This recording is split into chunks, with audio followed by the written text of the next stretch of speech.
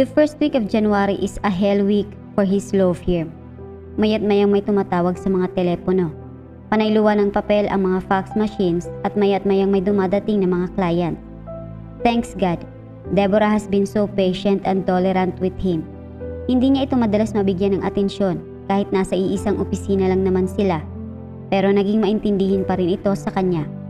Madalas ang mood swings niya dahil sa kaliwat kanang gawain. Pero hindi nito binabalik sa kanya ang init ng kanyang ulo. In fact, Deborah is his bag sa mga pagkakataong nag-aalboroto siya.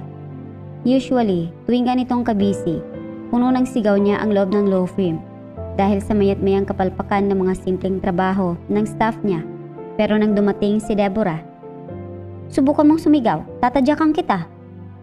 Giit nito sa kanya habang kaharap niya ang isang staff na hindi na-send ang mga personal mails na dapat sana ay noong isang araw pa na isend. Nginitian ni Deborah ang staff niya at pinalabas na ito ng opisina. Tuwang-tuwa naman ang staff habang si Attorney Lexus ay kaunti na lang at ngangawa na. "It's already Friday now. Saan mo gustong pumunta?" Maligalig na tanong niya kay Deborah nang dumating ang alas 5 ng hapon at sa wakas ay natapos na ang trabaho nilang dalawa. Nasa loob na sila ng kotse niya. Umiling-iling ito. "Pupunta lang tayo sa bahay. Gusto kong makita nila mama at papa." Puminta ang ngiti sa mukha niya. "Does it mean that we should buy fresh crabs and bottles of beers?" Tumango ito. "Why do you look so nervous?" Tanong niya kay Deborah nang mapansin nitong halos hindi na mapakali sa tabi niya. "Basta, bilisan na lang natin para makarating na tayo sa bahay." Napatingin siya sa kamay ni Deborah. Nanginginig ito. "Are you pregnant?" Tanong niya rito. Tinampal siya nito sa braso. "Pero bakit nga? You have no idea how nervous I am right now. I might just pull this car in any direction if you won't tell me what's happening." Tumilamsik na nga ang laway ni Attorney Lexus. "Gusto malaman ni na mama at papa kung tuloy ka na nga ba?" Sagot ni Deborah na nagpatanga sa kanya. Gulantang na gulantang si Attorney Lexus. Nang pagdating nilang dalawa sa bahay ni Deborah ng mga magulang nito ay walang kasing dami ang pagkain na nakahain. Hindi nga rin niluto ang dala nilang fresh crabs at inilagay na lang ito sa ref. Mas maaliwalas na ngayon ang bahay ng mga magulang nito dahil nga kakalipat lang ng mga ito mula sa dating bahay nila sa dump site. Dahil mas marami na ang ilaw, mas kita niya ang ekspresyon ng mukha ng mga ito habang nakatitig sa kanilang dalawa ni Deborah na magkatabi ngayon dito sa kwadradong mesa. "Kain na kayo." Ani Nanay Lena, nanay ni Deborah. Walang kasing lawak ang ngiti nito, gayon din si Tatay David na siyang tatay nito. Tsaka lang din natanto ni Attorney Lexus kung bakit sila nagkakaganito ngayon. Alam na kasi nilang sinagot na siya ni Deborah at gaya ng mga magulang na nalalaman na nagka-boyfriend ng iisang babaeng anak nila, may papiging ang mga ito. "Sige na, kain na kayo. Huwag kayong mag-alala, hindi namin kayo tatanungin patungkol sa kasal." Ani Tatay David. Hindi pa nga nagsisimulang kumain, sininok agad si Attorney Lexus. Agad namang siyang napainom ng tubig. Ano pong tatanungin niyo sa kanya?" Tanong ni Deborah. Magkahawak kamay sila sa ilalim ng table kaya medyo napanatag na siya. "Mamaya na, hindi pa tayo nakakakain eh." Sita ni Nanay Lena kay Deborah. "Pasensya ka na Attorney Lexus ha, itong anak ko talaga, napakaatat." "Wala pong anuman ma, at saka Lexus na lang pong itawag niyo sa akin." Aniya rito. Kinakabahan pa rin na baka tanungin siya nito kung tuloy na ba siya o hindi. Tumawa ito at ganun din naman si Tatay David. Habang kumakain sila, mga simpleng tanong lang ang tinatanong nito gaya ng kumusta naman si Deborah sa opisina niya. Hindi ba ito nagloloko? Kumusta naman ito bilang girlfriend niya? Inaalagaan ba siya nito? Kamusta ba ito bilang babae? Hindi ba ito mapanakit? Hindi ba ito sigaw ng sigaw? Nasagot naman ni Attorney Lexus ang lahat ng iyon, kahit na panay ang kurot ni Deborah sa kanya sa ilalim ng mesa. Tumagal ang usapan at tila nakalimutan na nga ng mga ito na itanong sa kanya ang tanong na kanina pa niya iniiwasan. Sobrang saya ni Attorney Lexus na tila nabaon na sa limot ang paksang iyon nang hindi lang sana nabanggit ni Deborah ang salitang supot. Nang sinabi nitong pagsusuputan niya si Attorney Lexus ng ulam. "Tama, may tanong pala kami ng tatay mo kay Lexus." Naging mahigpit ang kapit niya sa kamay ni Deborah sa ilalim ng mesa. Pinagpawisan siya nang wala sa oras. Ano nga ulit ang itatanong ko? Tanong ni Nanay Lena kay Tatay David. Napadasal bigla si Attorney Lexus sa kung sino-sinong santo, makalimutan lang nito ang itatanong. Yung tungkol sa alimango at beer. Paalala ni Tatay David. Nagliwanag ang buka ni Attorney Lexus nang hindi lang ulit sana nagsalita si Deborah. Hindi niyo po ba siya tatanungin kung hindi pa ba siya tuli? Nanginig ang labi niya. At bakit namin siya tatanungin? Utas ni Nanay Lena. Eh di po ba sabi niyo sa akin noon pa na tatanungin niyo kung tuloy na ba o hindi ang kung sino magiging unang boyfriend ko? Hindi yon. Tatanungin namin siya kung saan niya binibili ang alimango at pati na ang beer na lagi niyong daladala. Hindi namin siya tatanungin kung tuloy na ba siya o hindi. Napanganga si Deborah nang mapalingon ito sa kanya. Anytime, ngangawa na si Attorney Lexus. At bakit ka ba nakasigaw ha? Kung makareact ka parang hindi pa tuloy si Attorney Lexus. Sita ni Nanay Lena kay Deborah. Bumaling ang atensyon nito sa kanya at nginitian siya. Diba iho, tuloy ka na? Mama, Papa. Biglang napaluhod si Attorney Lexus sa harap ni Nanay Lena at Tatay David. Spare my life, hindi pa po ako tuli. Ano? Tumaas ang boses ni Nanay Lena. Bakit gulat na gulat ka? Hindi rin naman ako tuli ah. Ani Tatay David sa nanay ni Deborah. Papa? Ngayon, si Deborah naman ang napasigaw. Iho. Tawag sa kanya ni Tatay David. Nilingon niya ito at inilapit ang kanyang shot glass. Nagpasalamat siya nang pagsalukan siya nito ng beer. Nasa labas sila ngayon ng bahay habang nasa loob naman si Deborah at ang nanay nito. Kinokonsole ang isa't isa. Pa, pasensya na po ulit. Paghihingi ng paumanhin ni Attorney Lexus. Umiling-iling si Tatay David at napatitig na lang sa kawalan. Magkatulad lang tayo, kaya huwag kang mag-alala. Pero Papa, sabi ko na sa inyo ang dahilan kung bakit hindi pa ako tuli. Pero kayo po ba? Hindi maituloy ni Attorney Lexus ang sasabihin. Baka masapak siya nito bigla. Mahirap magpatuli dati, walang anesthesia. Di pukpok lang kaya umatras ako kasi alam mo na. Baka pagtabas ng ganun sa tumutuli sa akin, maputol niya lahat. Umagik-ik si Attorney Lexus. Tinamaan siya nito ng tingin kaya natigil siya. Pero huwag ka mag-alala, minahal ako ng asawa ko kahit na alam mo na, kaya mamahalin ka rin ng anak ko kahit supot ka. Tumango siya at nakipagtagay ulit ito sa kanya. Para sa mga supot, sigaw ni Tatay David. Para sa mga supot, Papa, sigaw ni Attorney Lexus. Is your mother still angry with me? Tanong niya kay Deborah noong katabi niya na ito sa kwarto. Sa tingin mo ba, papayagan niya tayong matulog magkatabi kung galit pa siya sa'yo? Na-disappoint lang siya ng kaunti dahil hindi niya akalain na magagaya ako sa kanya. Supot din si Papa kaya alam mo na. Nakayakap si Deborah sa kanya. Maliit lang ang kama nito pero nagkasya naman sila. Patay na rin ang ilaw. But Deborah, do you know what? Mas masarap magmahal ang mga supot. Aniya. Alam ko yun. Umagik-ik si Deborah at mas niyakap pa siya ng mahigpit. And aside from that, circumcision will just humiliate God's original design of the sexual organ of a man. Hundreds of nerves endings get damaged too because of it. Pagpapaliwanag niya. Oo na, alam ko. Ani Deborah. Hindi niya mapigilang umagik-ik din, gaya nito. What do you want to do tomorrow? It's Saturday. Gusto kong kumain ng crab-flavored ice cream. Sagot nito, magka-nose-to-nose na sila. Pero ngayon, hinalikan siya ni Deborah ng saglit sa mga labi niya. Ibang-ibang crab muna ang kakainin ko. Arr! Deborah, we're in your parents' house. Shh! Deborah's the kind of girl who would only ask for small things. Aniya sa kanyang isipan, habang unti-unting bumababa ang halik nito sa kanya. And I just want to give the whole world to her. Anang niya nang maibaba nito ang boxers niya. The whole universe rather. Tura niya nang makarating na nga ito roon. Huli ka!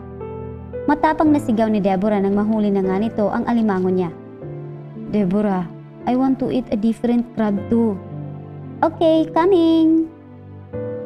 We spent the rest of our Saturday kasama sina Mama at Papa. Marami pang kinailangang linisin sa bago naming bahay kaya tumulong na kami roon. Iyon nga lang, kinalaunan, kami lang din ni Mamang nauwi sa paglilinis kasi naman si Papa. Buong tanghali lang nakasama si Atty. Lexus kaka-testing doon sa Corvette Stingray nito. Kung hindi ko lang sila siguro sinitang dalawa, baka naibigay na ni Atty. Lexus kay Papa yung sasakyan niya. Panay lang din ang tukso sa akin ni Mama, hindi ko rin naman maiwasang kiligin. Sabay ulit kaming apat na kumain. Naiyak pa nga si Mama dahil sa saya noong nag-dinner na kami. Dahil tila nagkaroon daw ng bagong anak dahil sa pagdating ni Atty. Lexus. Tabi ulit kaming natulog pero this time walang nangyari dahil sa pagod naming buong araw. Kinabukasan, sabay kaming umattend ng misa. At noong magtanghali ay nagpaalam na nga kami kina Mama at Papa dahil balik na naman ulit kami ng bahay niya.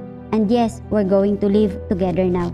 Pinag-isipan namin iyon ng maayos at hiningi rin naman namin ang permiso ni na Mama at Papa. Total, magkaugnay lang naman ang trabaho naming dalawa at dahil abot hanggang bahay niya rin ang office works niya, napagdesisyonan na lang namin na ganun na lang ang magiging siste. During work days, sa bahay niya kami, habang sa weekends naman ay kina Mama at Papa. Atty. Lexus, noon ko pa talaga gustong malaman kung ano ang nasa kwarto na ito. Ano ba kasing meron at nakasara ito lagi? Kakarating lang namin sa bahay niya at nasa second floor na nga ang mga gamit ko na ipapasok na sa kwarto niya.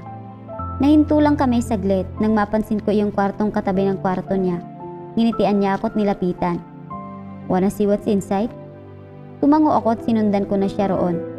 Naka-electronic password iyon at hindi gaya sa gate ng pinto ng bahay niya na ending ng value of PI ang passwords. Isang date ang naging password ng sekretong kwartong iyon. Pagbukas niya ng pinto ng kwartong iyon, tumambad sa akin ang iba't ibang lumang gamit. Tila mga kasangkapan ito sa dating bahay na kinolekta niya at nilagay rito. These are the few things that I was able to collect from my parents' house. Aniya. Natigilan naman ako sa pagkakakilatis ng mga iyon. Maliit na dinner table, mga upuan, mga cabinet na walang laman, isang kamang wala ng kutsyon, mga punit-punit na kurtina, mga basag na plato, mga kinakalawang na kutsara, sirang orasan, isang family picture. Huminto ako sa huling nakita ko at pinagmasdan iyon, ang mga magulang niya.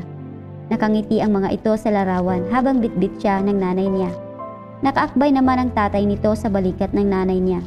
He's still small in the picture, pero kahit ganun, masasabi kong sobrang saya nilang tatlo nang kinunan ang picture na iyon.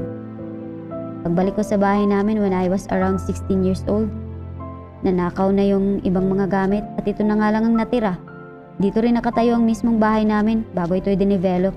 Kaya ginawa ko ang lahat para ma-renovate itong bahay na to. Nung magsimula akong kumita bilang isang lawyer. Nakangiti siya nang sabihin niya iyon sa akin. Pero ramdam na ramdam ko yung kirot sa puso niya. That's the reason why he can be alone in this house. It's because the memories of his parents are still here. At buhay na buhay pa ang mga alaalang iyon sa isipan niya. Nang ikwento niya sa akin iyon, doon ko lang din napansin na naka-arrange pala iyong mga gamit na naroon as if nasa totoong bahay talagang mga ito. At marahil, ganon din ang pwesto ng mga kasangkapan na iyon sa dati nilang tahanan noong buhay pa ang mga magulang niya. Hinawakan ko ang kamay niya. Why do I feel like he is trapped here? Nang pumasok kami rito sa loob, tila nagmisulan siyang bata gaya ng nasa family picture at nasasaktan ako dahil doon. You're still in pain. Iyon lang ang nasabi ko at naiyak na akong nang tuluyan. Tumangu-tango siya. He's also lost in words. Nasasaktan ako kapag nakikita kang nasasaktan. Dagdag ko pa. Pinawi niya ang mga luha ko. This pain will always be in me, Deborah. Palagi itong nandito. But it really helps. It really helps that you're already here. Aniya at niyakap ko lang siya. Why do you have paper dolls? I tried to lessen the mood noong ginalugad ko pa ang ibang mga bagay na naroon. May sandamakmak siyang koleksyon doon ng mga laruan na hindi na nagawang bilhin noong bata pa siya. At kahit hanggang ngayon na naiiyak pa rin ako, ay nagawa ko pa rin talagang mainis nang makita ko yung mga paper dolls na nasa tabi lang ng mga laruang eroplano. There was a poor girl I encountered the day after the burial of my father and she sold me that paper dolls. And Deborah, you know what? Suddenly, I just remember what she told me when she sold the paper dolls. Anong sabi niya? Nagpupunas pa rin ako ng luha. That I should keep that paper dolls in a hidden place and the girl will be able to find It will be the one whom I'm going to marry. At ikaw ang unang nakakita niyan. Naniniwala ka ron? Pinirahan ka lang nun? Deborah, what she said to me that time was a bit vague. That's why I asked her for another clue. Did you know that she also told me na magagalit ang babaeng unang makakakita niyan? Look at you right now.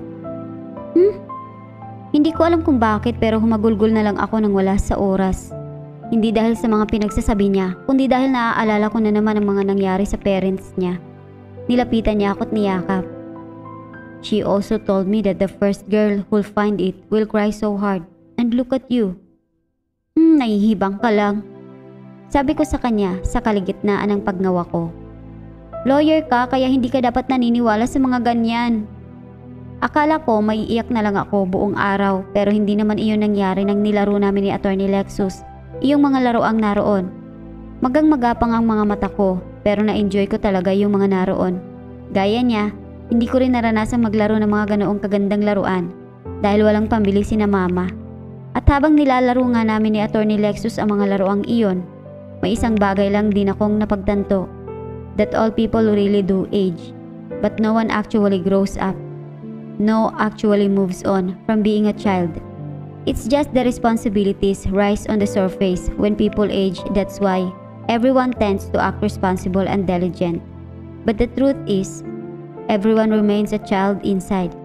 Even my parents still act like one when they are alone. Nakikita ko pa ngang umiiyak si Papa minsan nang na-miss niya ang mga kapatid niya. Habang si Mama naman, paulit-ulit pa rin kinokontak ang mga kababata niya. Meanwhile, Attorney Lexus still long for her parents who are already gone and a long time. Habang ako, Attorney Lexus Park, natigil ako sa paglalaro niyong mga laroang fire truck nang mapansin ko ulit yung paper doll sa gilid ko. Nakaupo kami ngayon sa sahig ng hidden room niya habang nakalatag sa paligid namin ng mga maraming laruan. Ilang taon ka na nung binili mong paper dolls na ito sa sinasabi mong isang mahirap na batang babae? Tanong ko sa kanya habang ipinapakita sa kanya yung mga paper dolls. Nag-isip siya. I think I'm 10. I was in a cemetery that time.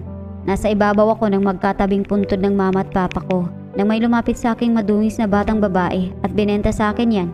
Naawa ko, kaya binili ko sa kanya yan gamit ang huling pera ko. Sagot niya. Nanginig ang mga kamay ko habang nakatitig sa mga paper dolls na hawak-hawak ko ngayon.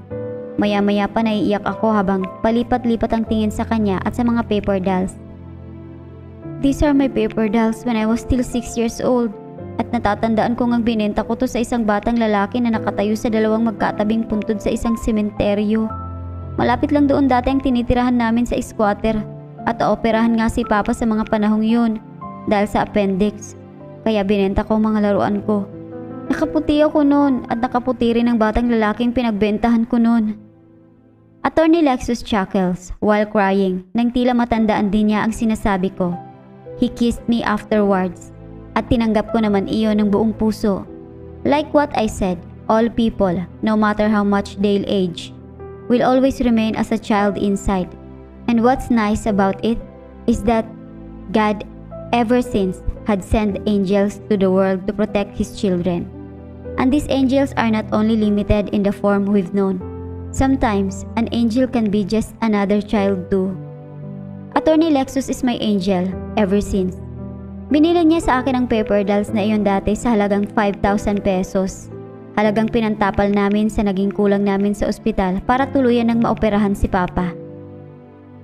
18 years ago. Hoy, bata, anong ginagawa mo riyan? Umiiyak ka ba? Can't you see, I'm above my parents' grave. Are you blind or perhaps just insensitive? Malay ko ba? At bakit mo ba ako sinisigawan? Pwede mo namang ipaliwanag sa akin ah. Pwede mo naman akong kausaping maayos. Can you leave me alone, please? Ayoko nga. Bakit? Sa'yo ba tong sementeryo na to? Hindi naman ah. But I'm standing above my parents' grave, so I have the right to be here. Kung makapagsalita ka, bakit attorney ka ba ha? I might not be an attorney right now, but I will become one someday. Kaya umalis ka na. I don't want to see you. I don't want to talk to you. Bilhin mo muna tong paper dolls ko. And why should I buy that dirty and cheap paper dolls? Ooperahan ng papa ko dahil sa appendix at kulang kami sa pambayad. Kung hindi siya naoperahan, mamamatay siya. How much do you need? Bibilin mo ang paper dolls ko? I'm not buying it. I'm just giving you the money. Here, get this. Wow, ang bait mo naman. Hindi ako mabait because if I am a good kid, hindi ako iiwan ng parents ko. Mabait ka. Hindi. Mabait. Pero teka eto, sa'yo pa rin ang paper dolls. Wala kaming pambili ng totoong manika, kaya ingatan mo yan ha. Yan lang ang tanging laruan ko. Itatapon ko lang din to. I'm not a girl. How am I supposed to play with this? Huwag mong itapon. Itago mo po yan sa lugar na ikaw lang ang nakakaalam. At kung sino man ang unang babaeng makakakita niyan, siya ang mapapangasawa mo at makakasama mo habang buhay. Are you sure? Oo, no? But what you said is too shallow. Kapag lang may nakakita na ritong babae, siya na agad ang mapapangasawa ko. That's hilarious. Sige nga, paano kung mas matanda na sa akin ang makakita nito? Magagalit siya kapag nakita niya yan. Yan ang pangalawang palatandaan mo. That's it? At maiiyak din siya. What nonsense are you talking about? Siguro pineperahan mo lang ako, no? Hindi ooperahan talaga ang papa ko. Okay, fine. Itatago ko to. At kapag hindi nagkatotoong sinabi mo, lagot ka sa akin. Paano ako malalagot? Hindi naman na tayo magkikita. Who knows? Bye, kailangan ko nang umalis. Operahan ng papa ko. Magkita na lang tayo ulit. How am I going to find you? I don't even know your name. Basta, hanapin mo lang ako. Bye, see you. I actually searched you on the place bago ako kinuha yung mga tiga-orphanage. Kinuwento sa akin ni Attorney Lexus. Gabi na at nandito pa rin kami sa hidden room niya. Nakahiga na sa sahig na inupuan namin kanina. Yakap-yakap ko ang mga paper dolls ko. Pagkatapos operahan ni Papa, lumipat na rin kami sa dump site nun. Wala na kasi kaming maipambayad na upa roon kaya pinalayas na kami. Paliwanag ko sa kanya. But Deborah, it's amazing, right? Sobra. Turan ko. Natawa ulit nang may tumulong luha sa kanang mata ko. Hinalikan ako ni Attorney Lexus sa noo at niyakap. Nahanap niya ako. Nahanap na. Tulog pa rin si Deborah nang magising siya by 5 in the morning. Hinayaan niya lang ito at kinumutan. They already share the same bed at masayang masaya si Attorney Lexus dito. Living with Deborah under the same roof gives him so much motivations. Now that he's already with a girl he loves the most, kailangan niyang doblehin ang kanyang effort para sa future nila. He wants the best for her at gagawin niya ang lahat mabigay lang ang magandang buhay rito. Deborah had been through a lot of hardships at kahit palagi nitong tatanggihan ang tulong niya, sisiguraduhin niyang hindi na ito maghihirap pa sa mga pagkakataong kasama niya ito. Ginitian niya lang ang natutulog na si Deborah. Hinalikan ito sa noo at lumabas na ng kwarto niya. He took a bath at pagkatapos ay nagluto na ng agahan nila. Nang matapos, chinek niya ulit si Deborah sa kwarto nilang dalawa at dahil tulog pa ito, lumabas muna siya ng saglit ng bahay para maramdaman ang sikat ng araw. The sun glistens on the horizon as it slowly rises, giving the whole world a bright blue sky. Naningkit ang mga mata ni Attorney Lexus nang dinako niya ang tingin niya roon. He smiled as he hopes that this day will become a great day. Gusto mo maglaro? May batang lalaki na lumapit sa kanya. What's that? Tanong niya rito. Anak ito ng isa sa mga kapitbahay niya at madalas niya itong nakikita rito, pero ngayon niya lang ito nakausap. Stickers, bulag ka ba? Ani ng batang lalaki. Don't you know that I am attorney? Anong pakay ko? Why do you talk like my girlfriend? Nice. Umupo siya para pantayan ito. How do you do that? Bibigyan kita ng deck of cards at pipili ka sa isa sa mga cards mo. Pipili rin ako sa deck of cards ko at ipaglalaban natin yun. Kumarap-kurap ang mga mapupungay na mata ni Attorney Lexus sa sinabi ng bata. Nakanganga din siya. Eto, bibigyan kita ng deck of cards. Binigyan siya ng batang lalaki ng isang kumpol ng cards. Napatingin siya sa mga natanggap niya. Iba't ibang uri ng Pokemon characters na may iba't ibang powers. Hinanap niya si Pikachu pero wala iyon doon. Paano natin ipaglalaban ito? Tanong niya at nakapili nga siya ng isang card, si Snorlax. Kinuha ng bata ang card niya at dinikit sa sarili nitong card kung saan si Eve ang character. Pokemon, go! Parang tangang sigaw ng bata sabay hagis ng dalawang card sa ere. Wow! Manghang-mangha namang utas ni Attorney Lexus nang bumaksak iyon sa lupa. Hinintay niyang may lumabas na Pokemon sa mga cards pero natanga lang siya nang madatnang wala naman.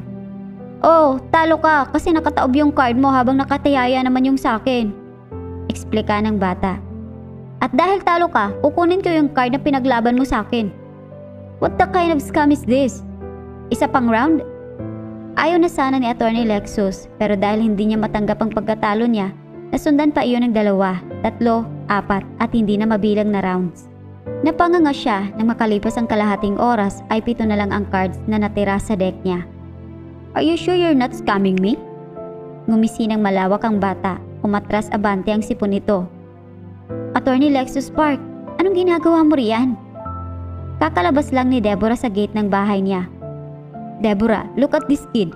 Ilang rounds na kaming naglalaro pero siya lang laging nananalo. What do you think of this? Is this a new scam?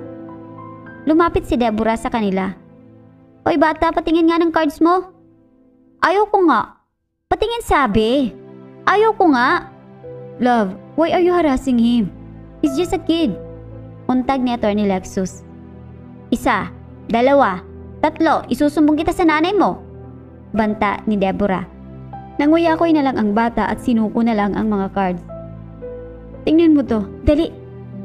Lumapit siya kay Deborah at tiningnan ang mga cards na nasa kamay nito.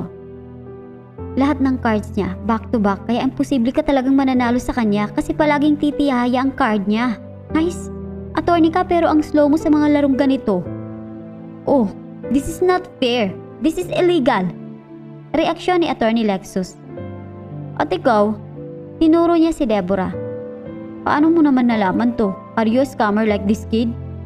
Tinuro niya ang batang naiiyak na. Umakla lang ang mukha ni Deborah bilang sagot sa tanong niya.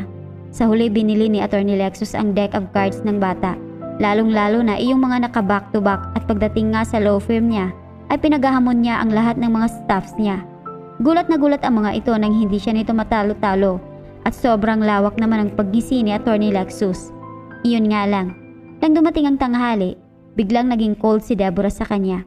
Kinabahan siya kasi hindi naman sila nag-away. Pero ganito pa rin ang pakikitungo nito sa kanya. Hindi naman galit pero halos hindi namamansin.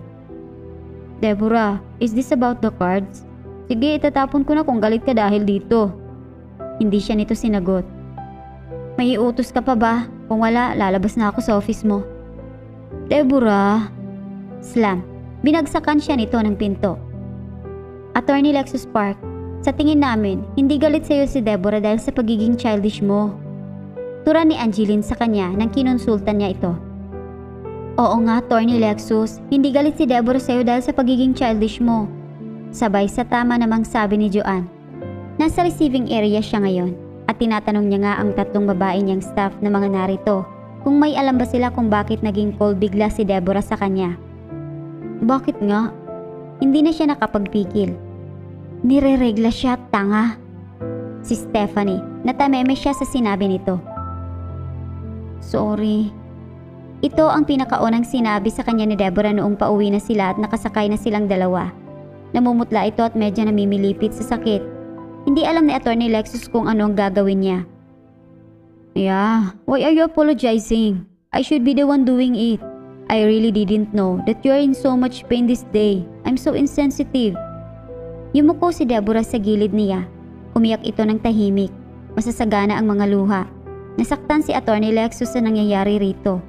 He's clueless that mistraitioning can be as painful as this. Anong gusto mong gawin? Tanong niya kay Deborah. Do you want me to buy you medicine? Or perhaps you want to go to the hospital? Umuwi na lang tayo. Anito habang umiiyak pa rin. Nang makarating sila sa tapat ng bahay niya, binuhat niya na lang si Deborah mula sa kotse niya patungo sa kwarto niya. Tinabihan niya ito roon at pinawi ang mga luha. Can you describe to me how painful it is so that I can have some idea how you are enduring it right now? Aniya rito sa pinakamalumanay na paraan. Tumango si Deborah habang umaagos sa mga luha. Para akong pinapadol sa legs ko. Para naman akong hinihiwa sa gitna ko. Yung puson ko, para akong tinatadyakan. Yung tiyan ko naman para akong sinisikmura. Tapos yung buong likod ko parang binibiyak. Oh my God, Deborah. Niyakap niya ito ng mas mahigpit at mas lumuha pa ito sa dibdib niya. Attorney Lexus, pwede mo kong inisin sa lahat ng oras pero wag lang sa mga araw na may regla ako. Okay. I'll take a note of that. Pasensya na rin kung sobrang magiging moody ako sa mga araw na gaya nito. At basta-basta na lang ako magiging cold o magagalit ng walang rason. Ang sakit-sakit lang kasi talaga. Humagulgol ito sa sobrang sakit. Attorney Lexus felt her pain too. Why God let girls suffer so much pain? As a man, I feel bad about it. It's unfair. Utas niya. Their room is already dark at wala silang planong umalis dito ngayon. Deborah will be staying here and Attorney Lexus will be with her until the pain of his girl goes away. Attorney Lexus Park, di ba sabi mo ikaw ang dahilan kung bakit may alon ng dagat at kung bakit din may mga alimango? Yes, because I suggested it to God. Can you suggest to him that boys should menstruate too? Ang unfair kasi. Ano sa tingin mo mangyayari kung ang mga lalaki re-reglahin din? Napkins will look gross on us. Imagine, long and short asking me if may extra napkin ba ako. Imagine na may tinagusan sa loob ng trial court. Ayos. Natawa si Deborah. Napangiti siya dahil dito. But Deborah, on the serious side, let me tell you that I can literally protect you from any pain. Just except for this one. That's why when you experience this again, just hate me. Shout at me and punch me in any way you want. I'll be fine with it. Thank you. Anang ni Deborah. Hindi na ito masyadong umiiyak pero humahangos pa rin ito. Niyakap niya ito ng mahigpit. Ginawa nitong una ng braso niya na ngayon ay unti-unti na ring sumasakit. But he doesn't mind. This is nothing compared to her pain right now. Ani Attorney Lexus sa kanyang isipan. Mas prefer ko yung hindi tuli. Mas maganda at mga fresh kasi tingnan. Tsaka babyface lagi yung mga hindi tuli, no? Tingnan mo na lang yung mga Korean, no? Hindi tuli ang mga lalaki kaya ang cute-cute ng face. Habang nagsasalita si Angelina sa tabi ko, nakatitig lang ako kay Attorney Lexus Park na ngayon ay panay lang ang posing sa bakanting wall ng law firm niya. Iba't iba ang mga post niya at kahit mukha siyang ewan ay alam niya pa rin ang anggulo niya kaya ang gwapo niya pa rin tingnan. Magdamag niya akong inilagaan last night dahil sa sobrang sakit ng puson ko. Kaya kahit ganyan siya ngayon, natutuwa pa rin ako sa kanya. At saka sabi rin nila, mas maganda raw yung sexual experience ng lalaki kapag hindi siya tuli. Kasi pag tuli raw kasi, marami nang nawalang nerve ending sa pagkakalalaki nila. Kaya medyo nababawasan yung pleasure. Si Joanne. Nakatayo lang ako ngayon dito sa may receiving area at hinihintay ko nga lang si Attorney Lexus na matapos siya sa ginagawa niya. Si Kuya Short ang kumukuha ng picture sa kanya habang silong naman nag-a-adjust ng lighting. Nag-finger heart siya sa akin nung nadatnan niya akong napatitig sa kanya. Kaya napayuko lang din ako at nagtago sa aking mga buhok dahil sa kilig. Pasimple ko rin siyang pinakitaan ng finger heart. Bakit Deborah? Di pa ba tuloy si Attorney Lexus? Tanong sa akin ni Stephanie na hindi ko na nasagot nang makarating na si Attorney Lexus sa harapan namin. Let's go! Tanong niya sa akin. Tumango naman ako. Hinilig si Joanne at Angelina. Kamunti ka namang magkasuntukan si Attorney Lexus at Stephanie. Sumunod na rin si Long at Kuya Short. Tabi kaming dalawa nung pumasok na kami sa sasakyan. At patago nga lang kaming nag-holding hands ng umandar na iyon. Napansin iyon ni Long kaya nag-headset na lang siya. Habang si Kuya Short naman ay napangiti lang habang nagdadrive. May imi-meet up kaming publisher ngayon sa isang coffee shop. Papapirmahan namin ito ng terms of condition na ginawa ni Attorney Lexus para sa isa niyang kliyenteng writer, si Joey J. Makatang-isip. Deborah, pagpasensyahan mo ng boss namin kung napaka-childish niya ha. Napakahangin at napaka-clean freak. Ani Kuya Short. At napakalandi. Dagdag naman ni Long. Sinita ito ni Attorney Lexus. Natawa naman ako. Deborah, binaling niya ang atensyon niya sa akin. I'm already going to post my OOTD this day on my Instagram. Can you select the photo for me? Aniya. Ibinigay niya sa akin ang cellphone niya. Kinuha ko iyon at binuksan. Magkatulad kami ng wallpaper kaya napangiti ako nang makita ang screen niyon. Nagpunta ako sa gallery at napanganga na lang ako nang makita ang mahigit 100 niyang shots ng sarili niya nakuha sa pagpipicture niya roon sa law firm niya. I should post all this photo, right? I look good in every shot. At umaandar na naman ang kahanginan niya. Gayon pa man, may pinili pa rin akong isa. Eto, Sabi ko nung klinik ko yung photo niyang nakapiling ang ulo niya sa side at medyo nakaawang ang bibig, habang nakapamulsa ang isa niyang kamay at ang isa naman ay nakahawak sa nakabukas niyang coat. Ang gwapo niya kasi roon. Tumango siya at in-upload nga iyon. Thousands of my followers are waiting for the post of my OOTD. Aniya habang nilalagyan ng caption yung photo. Lumapit ako sa kanya at binasa ang caption niya. My outfit for today. Shot chosen by my girlfriend because she thinks I'm handsome with this photo. Hashtag OOTD. Hashtag life of an attorney. Why are you sneaking? Aniya, umagik-ik lang ako. Nang makarating kami sa coffee shop, wala pa yung babaeng publisher kaya naghintay kami ng counter roon. At noong lumipas na ang 15 minutes ay umorder na kaming 4 ng maiinom. Dumating naman agad ang in-order namin nang malapit nang maubos ang mga iyon at doon pa dumating ang babaeng publisher na halos kalahating oras nang late. I am Attorney Lexus Park and I represent my client, Joey J. Makatang Isip. As you can see, he doesn't want to meet anyone kaya kami ang nag-present sa kanya. And by the way, here's the terms of condition. Tiningnan ako ni Attorney Lexus Park at ibinigay ko na sa babae yung 5 pages na contract. Binigyan ko na rin siya ng ballpen. Iyon nga lang hindi niya ito tinanggap. At bakit ko yan pipirmahan? Mataray niyang sabi sa akin. Halos kaedad lang siya ni Attorney Lexus Park pero ang tanda na niyang tingnan dahil sa nakakunot niyang mukha. Natanga ako at napatingin lang kay attorney, pati na sina Kuya Short at Long. Eto po ang terms and condition ni Joey J. Makatang Isip. Sabi ko sa kanya. Tinaasan niya ako ng kilay. Wala akong pakialam kung kaninong terms and condition yan. Magsasalita pa sana si Attorney Lexus kaya hinawakan ko na lang ang kamay niya.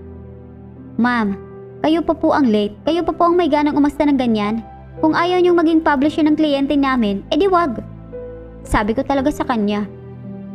Pipirmahan ko na dapat yan kung hindi ikaw ang nagbigay sa akin. Tingnan mo nga sarili mo, napaka-cheap. May imimit kang publisher na papapirmahin mo ng kontrata pero ganyan ang datingan mo. Mukhang magsisimba lang. Natulala ako sa sinabi niya. Papaliguan ko pa sana siya ng kape. Mabuti na lang at hindi ko na nagawa nang pumagit na si Attorney Lexus sa amin. Madam, we won't force you to sign the contract but in case you'll consider it again, we will come again to negotiate with you. Nag-iwas siya ng tingin. Ayaw ko na kayo makita, lalong-lalo na yung babaeng yan. Tumayo na siya at umilis na naging dahilan upang matulala ako lalo. Nainis akong sinita siya dahil ayaw pa niyang bitiwan ng mga kamay ko. Nakalabas na rin sina Kuya Short at Long. Go back to the office and call the writer that his contract will be cancelled and that we will move him to another publisher. Utos niya rito. Contact the publisher too who are willing to accept his terms and condition. Dagdag niya, tumango ang dalawa at sumakay na ng taxi. Why are you crying? Binalik niya ang atensyon niya sa akin. Hindi ako makatingin sa kanya, naiyak na rin ako. Nahihiya ako sa iyo. Napahiya ako sa harap mo kanina dahil sa pangit kong damit. Na-cancel pa yung contract. Binitawan niya ang palapulsuan ko. Hinarap niya ako ng maayos at napamewang.